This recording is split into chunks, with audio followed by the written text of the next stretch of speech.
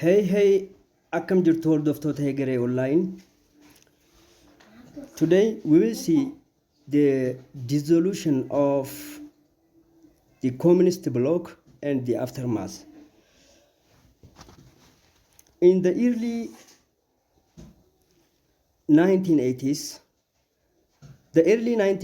witnessed the final period of friction between the United States and the USSR. Calqabni bara 1980 bara itti walqeequun United States of America fi Russia jidduu ture ka Cold War gara dhumaatti dhufeedha jechuudha. This resulting mainly from the Soviet invasions of Afghanistan in 1979 to support the communist regime and form the firm line adopted by United States of America President Ronald Reagan, who ruled from 1981 to 85. Barri kun bara itti Soviet Afghanistan weerarte. As a result, mootummaa communistii Afghanistan keessatti dhaabbate deeggaruudhaan as well a firm line sarara pirezidaantii Ameerikaa Ronald Reaganiin kaayyame kanarraa ka'uudhaani jechuudha. So the Reagan believed that rather than appeasement, President in America Reagan akka amanutti appeasement policy yookaan Russia kadhachuurra the Soviet should be challenged. Soviet Oromuutu irra jiraataa jedhe. He expanded American military capabilities to the levels not seen since the 1962 Cuban Missile Crisis. Kanarraa ka'uudhaan Pirezidaantiin Ameerikaa Reegaan humna waraana Ameerikaa sadarkaa amma dura irra gaheen beekne kan bara 1960 kan akka gaafa Cuban Missile Crisis sanii olitti cimse jechuudha. So Reagan's declaration that the Soviets were an evil empire akka inni labsetti Reagan labsetti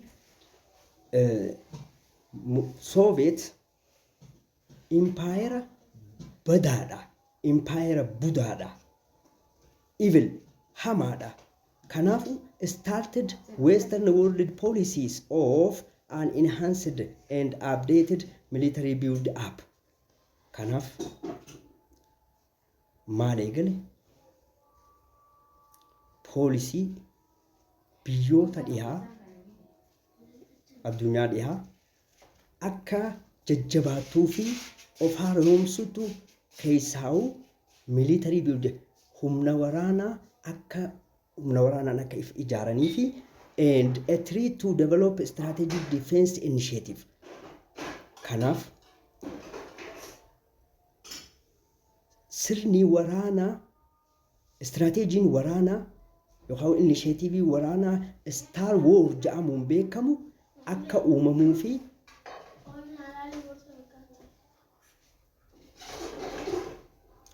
keessaa'u humna Russia kana qolachuu ka danda'u akka uumamuu istirateejii kana akka develop godhan itti hime jechuudha. So the Soviet would never be able to compete with financially. Kun yookam ta'e Soviet Unioniin humna maallaqaatiin nu wajjin dorgomuu hin danda'u yaada jedhu fudhataniiti jechuudha. Also, reforms in the Soviet Union keessatti slowed down, especially between 1969 and 82. Bara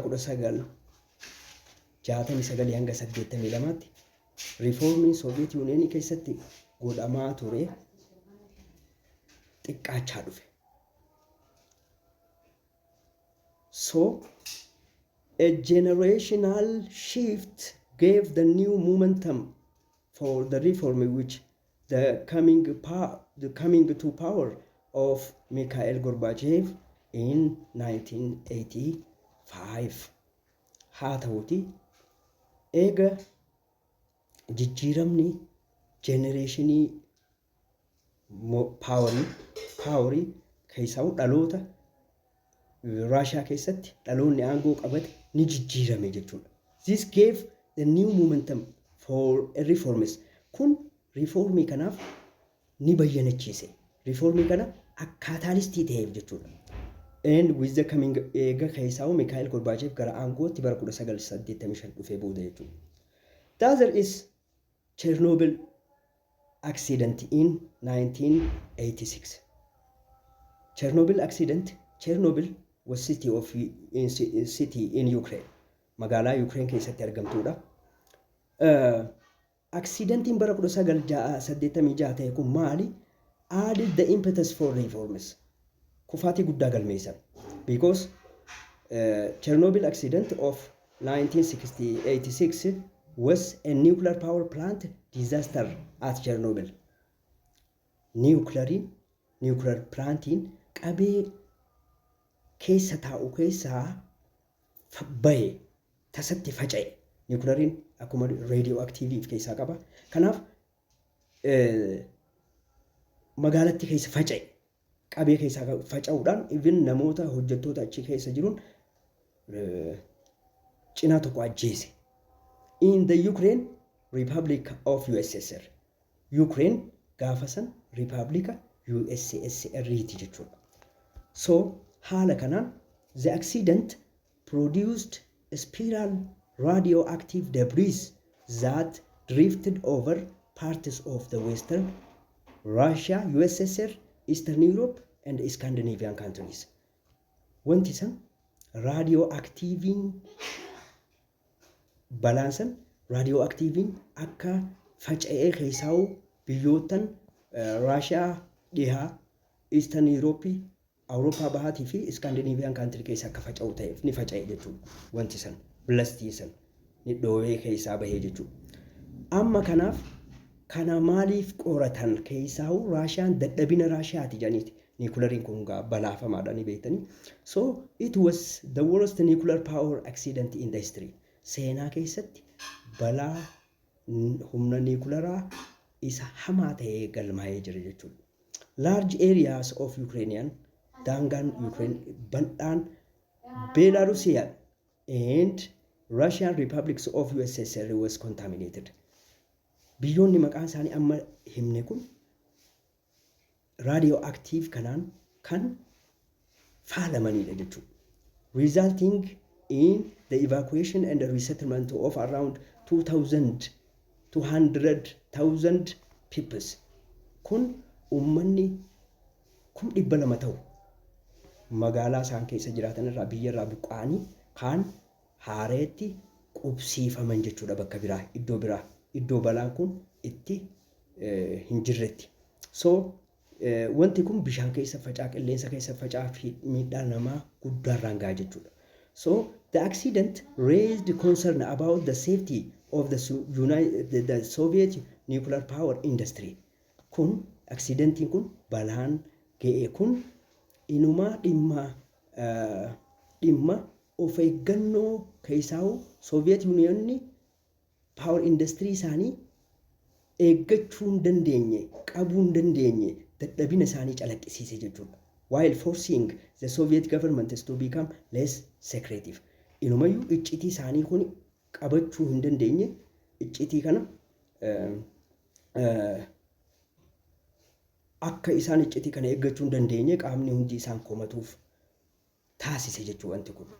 Gorbachev and his supporters challenged the way that the party and bureaucracy had traditionally managed the Soviet government and its economy. Gorbachev fi deeggartoonni isaa keessaahu warreen yaada isaanii faallaa qaban chaalenjii taa'uun so biirokiraasii chaalenjii gochuun biirokiraasii bulchiinsi uummataa aadaa kan traditional ta'e akka dhabamu fi Soviet governmentiin as well economiin isaanii akka managed ta'uuf taasise jechuudha. Under the program of Perestroika or restructuring, Amaga Gorbachev proposed the major economic and political reform. Gorbachev reformii siyaasa diinagdee gurguddoo karoorfate gara hojiitti fide. San keessaa tokko Perestroika, that means afaan Raashiyaatiin restructure haareetti irra deebi'anii structure godhuu qindeessuu irra ijaaruu. So Gorbachev and his advisors considered the policies to liberate the economy and move it rapidly towards free market. Gorbachev fi gorsaan isaa poolisii kana sirna dinagdee bilisa baaftu, sirna dinagdee Raashiyaa bilisa baaftuu fi saffisaan gara free marketitti ceetu akkasitti fudhatan jechuudha. Akkasitti hojiirra oolchan jechuudha. The government also relaxed restriction on foreign trade and investment. Mootummaan Raashiyaa foreign trade and investment daldala alaatii fi keessaa'uu investimentii irratti maal godhan restrictionii kaa'an. Qoqqobbii restrictionii kaa'an. Limitationii jechuudha. Then limitationin san relaxed ta'e bara kana mootummaan Raashiyaa restrictionii daldaltoota yookaan investoroota akka investoroonni biyya westernii gara dhufan Raashiyaa keessatti hin hojjenne godhamaa ture san relax godhanii hayyamaniif jechuudha. Despite this organizational change, jijjiirama institutionii keessatti organizationii keessatti fidan kanaan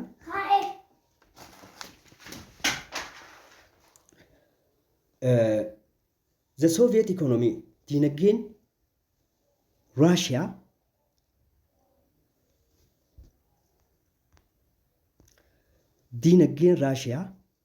stagnant jijjiirama dhabdee zero level deebite jechuudha.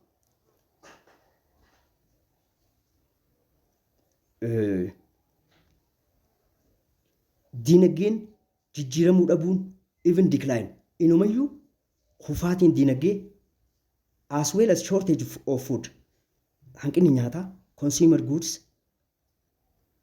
wantoonni mi'oonni consume ta'an mi'oonni nyaadhaman mi'oonni fayyadamtoonni fayyadaman housing problem rakkoon mana jireenyaa become a chronic rakkoo hammaataa ta'e jechuudha.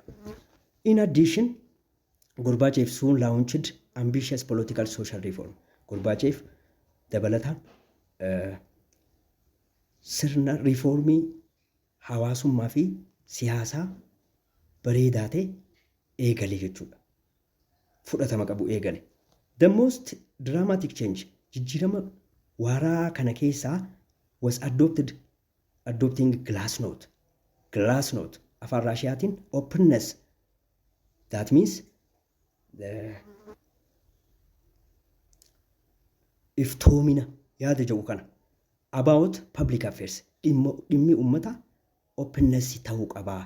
Glasnost jechuun open ta'uu qabaa. So this reform allowed reforming kun glasnostiin kun opennessiin kun iftoominni kun allowed an exceptionally broad public discussion. Mariin ummata bal'aa akka taasifamuu fi criticisms of Soviet history seenaan Soviet Union ka dabranii akka criticize ta'an komachuu eegalan criticize jechuun. Then the Soviet Communist Party policy inumayyuu Soviet Communist Party policy duraan sirna poolisiin communistii Sovietiin keessa turte san irra deebi'anii gamaggamuu eegalan jechuudha. In quick succession, the Soviet authorities released the political prisoners. Yeroo waa xiqqootti hatattamaan Soviet aangawoonni Soviet released political prisoners. Hidhamtoota siyaasaa gadhiisisan. Relaxed censorship in mass media. Miidiyaa ummataatis hacuuccaa miidiyaa ummataatis gadhiisan. Relax godhan. Encouraged debate over the signs of the Soviet past. Inumayyuu dibeetiin yookaan badii Soovietii ka duraan qabdu badii Soviet dalayde in the past dalayde akka irratti wal morman deeggaruu eegalti jechuudha. Gorbachev accompanied these measures. Gorbachev tarkaanfii tanaan dabaalamuudhaan with a shift in foreign policy. Foreign policy isaanii hariiroo biyya dhimma alaa isaanii jijjiiruudhaan pledging to curb Soviet military spending, especially maallaqa mootummaan Soviet waraana irratti baasu, as well negotiate and an end to Cold War with the West. Haala kanaan waraanni qabbanaatis akka dhaabbatuu fi waliigalteen biyyoota lixaatii wajjin waliigalteen ragahamee jechuudha. So it should be noted that Gorbachev and Reagan held a series of summit talks. Haala kanaan Gorbachev fi Reagan pirezidaantiin Raashiyaa fi Ameerikaa waltajjiilee walitti fufiinsa qabu. Waltajjiilee haasawaa keessaa'u between 1985 and 87 bara 1985 hanga 87 hooggantoonni lameen agreed to eliminate their country's nuclear missile. Dhimma nuclear misaa'ilaa akka dhabamsiisan kanarra walii galan. Those capable of striking Europe warreen Awurooppaa jeequu danda'an Asia jeequu danda'an from USSR Russia irraa akka dhaabbatan fi vice versa faallaa kanaatiin Ameerikaanis akka dhaabbatan walii galan jechuudha. So the Soviet government began to reduce its forces in Eastern Europe. Haala kanaan mootummaan Soviet waraana Awurooppaa bahaa keessaa qabu akka hir'isu walii galan. In 1989 it pulled the troops out of Afghanistan. Haala kanaan USSRin waraana Afghanistan keessaa qabdu guutumaa guututti baafte. In 1989 Soviet domination and communist rules in Eastern Europe. Bara 1989tti mootummaan Soviet keessaa'u communist in Eastern Europe was come to dominationiin dhiibbaan hooggantummaa communistii jalaa biyyoonni Awurooppaa bahan jechuu walumaa galatti keessaa'u olaantummaan communistii biyyoota Awurooppaa bahaa keessa jiru dhaabbate gara dhumaa dhufe. The wall that had divided East and West Germany since 1961 was torn down. Dalleenni wooliin Jarman bahaa fi dhiyaatti adda qoode bara 1960 takka irraa eegale amma Jarman takka taate. Germany was united, was torn down, and in 1990 bara 1990 Germany once again became a unified country. Jarman bara 1990tti biyya takka unified tokkummaa Jarmanii labsame jechuudha. In 1991, the communist government bara 1991tti mootummaan communistii Bulgaariyaa, Czechoslovakia, East Germany, Hungary, Poland and Romania were brought down as a revolution swept in Eastern Europe. Haala kanaan bara 1991 mootummaan communistii Bulgaariyaa, Czechoslovakia, East Germany, Hungary fi Poland, Romania brought down as a revolution. Swept sababa revolution ichi keessatti jiru maal ta'an Raashiyaa jala buqqa'an, Raashiyaa jalaa bahan sababa warraaqsa Awurooppaa bahaa keessatti itti fufeen jechuudha. The liberation of Eastern Europe is Eastern European Awurooppaan bahaa bilisoomte. Bilisummaan kun inspired many Soviet Union. Bilisummaan biyyoota kanneen keessatti taasise kun keessaa'uu warreen kaan ni kakaase jechuudha. Keessaa'uu warreen Soviet Union Republic USSR jala jiran kaka'umsatti hore to struggle harder for liberation from Moscow. Moscow jalaa akka bilisa bahaniif qabsoo cimaa eegalan jechuudha. Gorbachev resisted the dissolution of the union. Haa ta'utii Gorbachev diigamuu yuuneenii USSR kan ni dide ni balaaleffate oppose godhe jechuudha. He treated the military force against any republic that attempted secession. Inumaa humna waraanaa isaa cimsachuudhaan warreen riipaablika yuuneenii kana keessaa niin buqqaa jee humna waraanaa tarkaanfii waraanaa irra fudhachuu eegale jechuudha. As well isaan kana akeekkachiisuu eegale. So the liberation movement sochiin movementiin bilisummaa simply grew stronger. Faallaa kanaatiin qabsoon bilisummaa guddachaa dhufe jechuudha. Cimaa dhufe as well. Finally Gorbachev attempted to restructure the Soviet Union.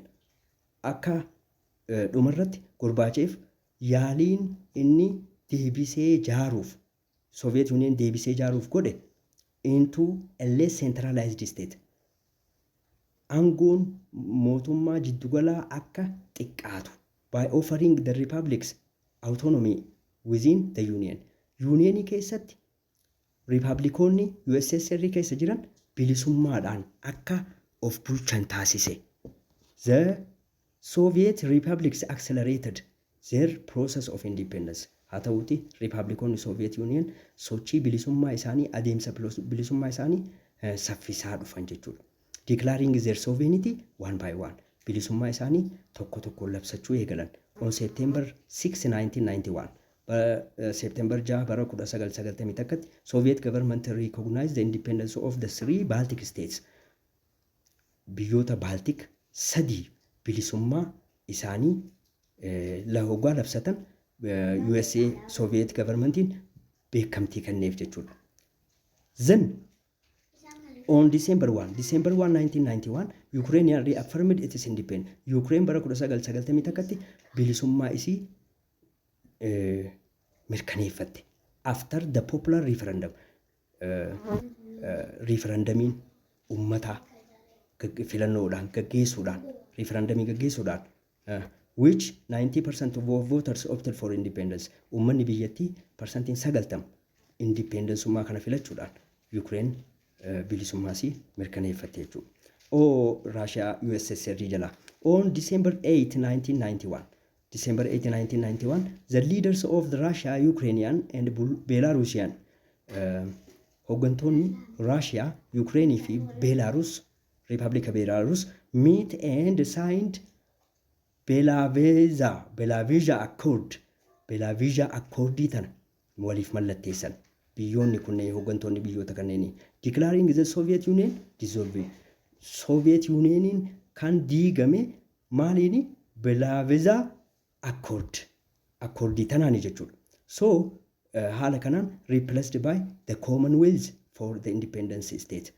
Maaliin bakka bu'e Soviet Union Commonwealth dhaan bakka bu'e. Commonwealth of independent state. Biyyoota bilisa bahaniin maaltu dhaabbate? Commonwealth seats ka jedhamutu dhaabbate jechuudha.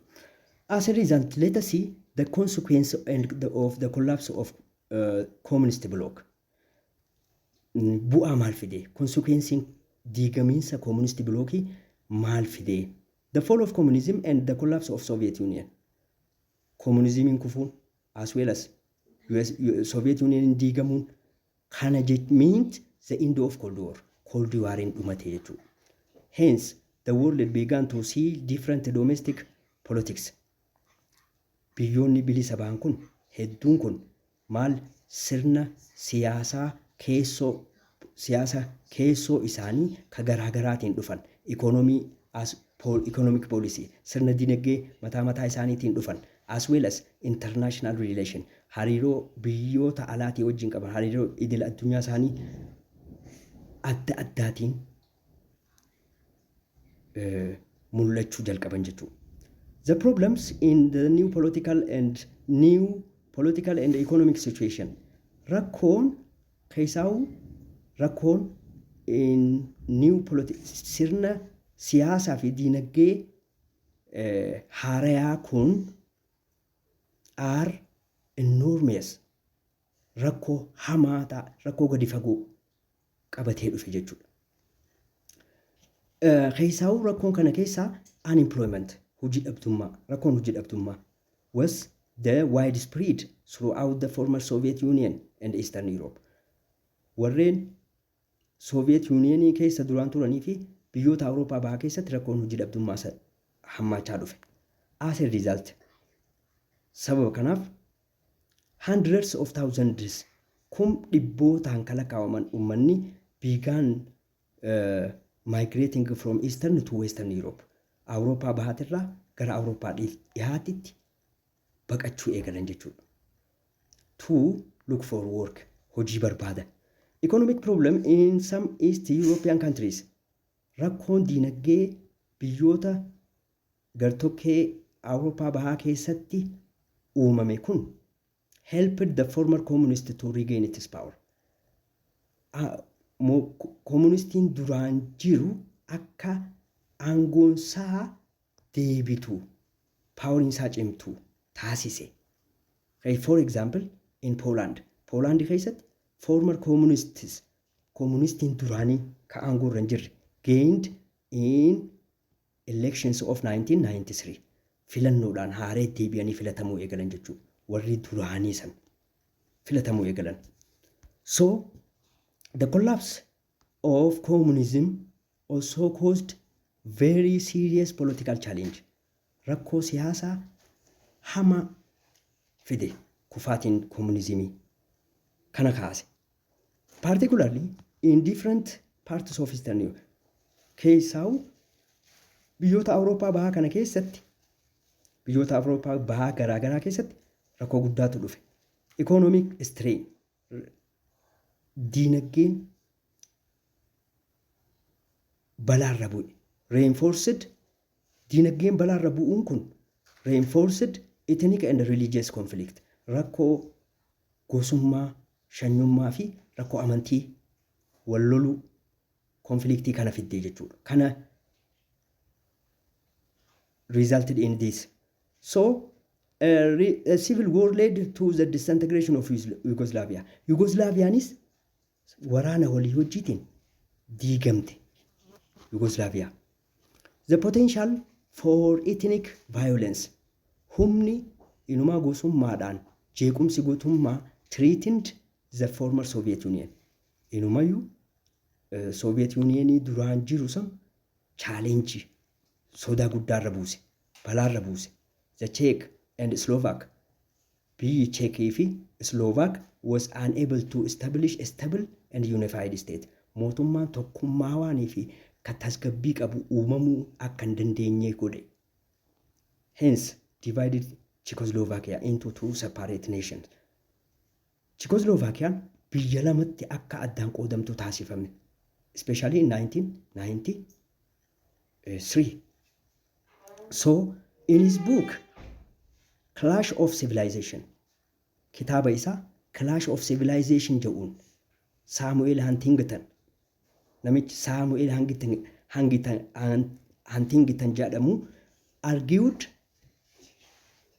that post-Cold War conflict rakkoon yookaan waldhabdee waraana qabbanaawaa booda argamte tun would be the most frequent inumaa ta walitti fufaa ta hafuuran fudhachiifne tun violent jeequmsaan ta dabaalamte tun along the cultural lines inumaa bifa aadaatti aadaa qabdi bifa aadaa tokko wal lolaa so rather than ideological ones inuma wallolli kun waldhabdeen kun sababa ideology osoo hin taane sababa culturalitii yaada jedhu kana qabatee falmuu eegale jechuudha. So